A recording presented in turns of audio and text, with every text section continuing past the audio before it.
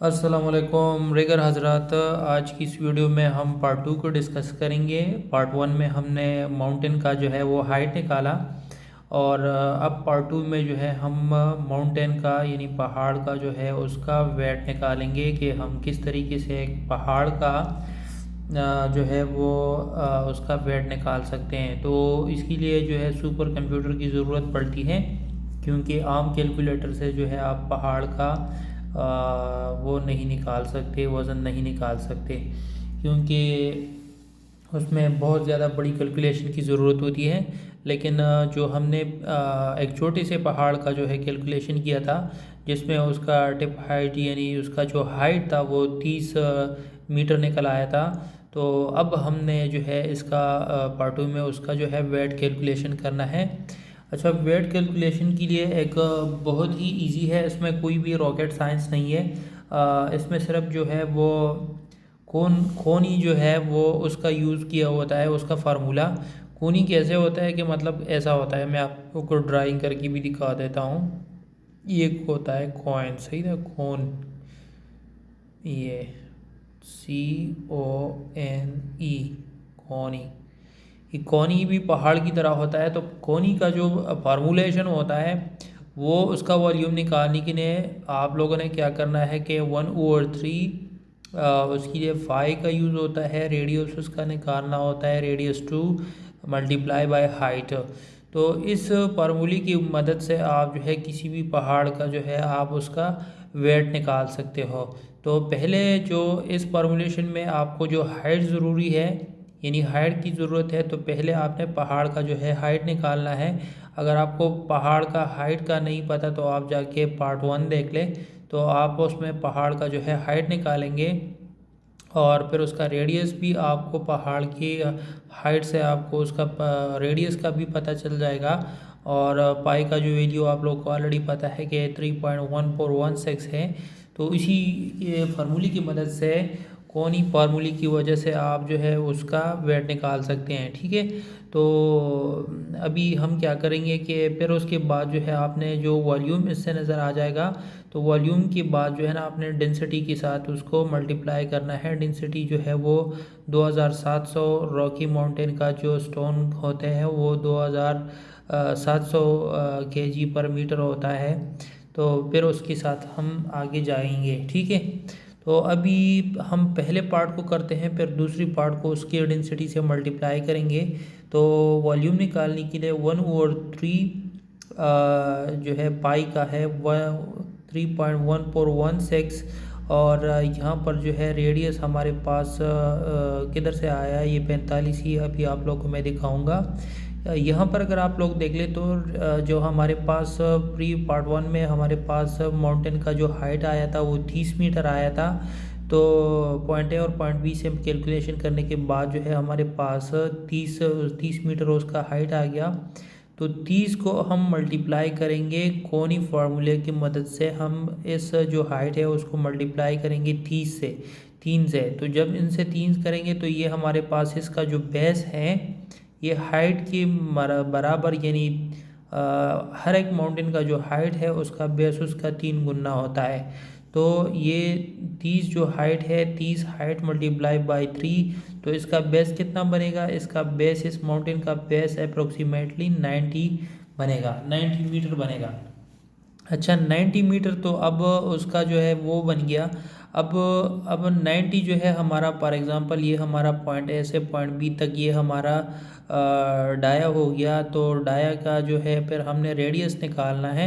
तो रेडियस यानी इसका सेंट्रल पॉइंट्स है, तो फिर क्या करेंगे हम कि 90 डिवाइडेड बाई 2 करेंगे तो हमारे पास क्या आ जाएगा, 45 आ जाएगा।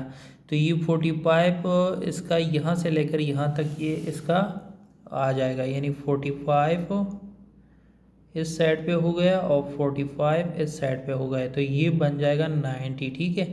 तो इसी तरीके से आप किसी भी पहाड़ का जो है उसका जो है रेडियस निकाल सकते हैं। तो रेडियस तो ऑलरेडी हमारे पास आ गया और हाइट भी हमें पता है कि वो 30 है।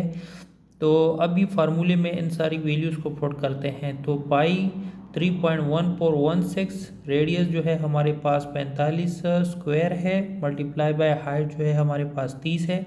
तो अब हम करेंगे क्या कि इसको क्या करेंगे, इसको इधर लेकर आएंगे, ठीक है। तो 3.1416 को डिवाइड करेंगे 30 से, तो ये हमारे पास आ जाएगा वैल्यू कैलकुलेटर से जब हम इसका कैलकुलेशन निकालेंगे तो 1.04042472 आ जाएगा। 1.0472 इसका वैल्यू आ जाएगा, ठीक है।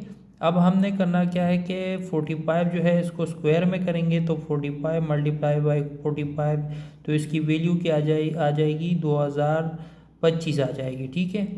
तो ये 1.0472 अपनी जगह पे आ जाएगा, और इसको कैलकुलेशन करने के बाद 2025 एक जगह पे आ जाएगा, और 30 जो हमारे पास हाइट है वो अपनी जगह पे आ जाएगा, ठीक है।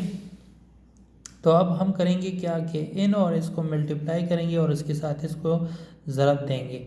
तो पहले इसको करने के बाद हमारे पास इसका जो आ गया, तो ये तकरीबन आ गया 60,750 आ गया, मल्टीप्लाई बाय 1.0472। तो इसके साथ जब हम मल्टीप्लाई करेंगे तो हमारे पास कितना मीटर आ जाएगा, टोटल मीटर इस पहाड़ का जो वॉल्यूम आ जाएगा कि इसमें कितना स्क्वायर मीटर इसका जो है इसका बन रहा है, तो वो 63,117.4 मीटर जो है ये पहाड़ का सारा जो है वॉल्यूम आ गया हमारे पास कि इस पहाड़ में कितनी मीटर्स है। तो वो कितने हैं 63,617.4 मीटर जो है स्क्वायर मीटर, ये हमारे पास पहाड़ का वैल्यू आ गया। और अगर इस वैल्यू को टन में कन्वर्ट करना है तो डिवाइडेड बाय 1000 करेंगे तो 63 टन, मतलब इसका सिर्फ वॉल्यूम आ गया। अब हमने करना क्या है कि अभी हमने पार्ट 2 में जाना है। पार्ट टू में हमारे पास 63,000 हमारे पास जो है वॉल्यूम आ गया। अब डेंसिटी हमने क्या करना है, डेंसिटी को भी काउंट करना है। तो दूसरी फार्मूले में वो volume multiply by density is equal to wait.